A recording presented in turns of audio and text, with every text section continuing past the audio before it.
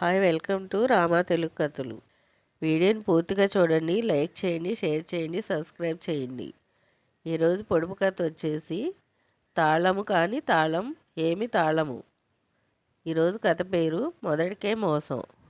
గోపాలపురంలో రాజు అనే అమాయక రైతు ఉండేవాడు. 2 ఎకరాల పొలంలో పంటలు పండిస్తూ జీవనం సాగిస్తున్నాడు. నీరు లేక పంటలు ఎండిపోతుండటంతో పక్క పొలంలోని బావిని కొన్నాడు.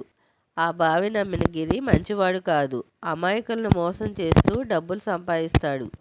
బావిని కొన్నాక రాజు ఒక్కసారి నీటి కోసం బావి దగ్గరికి వెళ్ళాడు. వెంటనే గిరి అతన్ని అడ్డుకున్నాడు. నువ్వు కొన్నది బావిని మాత్రమే, నీటిని కాదంటూ వాదించాడు. అమాయకుడైన రాజు న్యాయం కోసం ఆ ఊరి పెద్దను కలిశాడు. ఆ ఊరి పెద్ద చాలా మంచివాడు. రాజు గిరిలతో పాటు గ్రామస్తులందరినీ రచ్చబండ వద్ద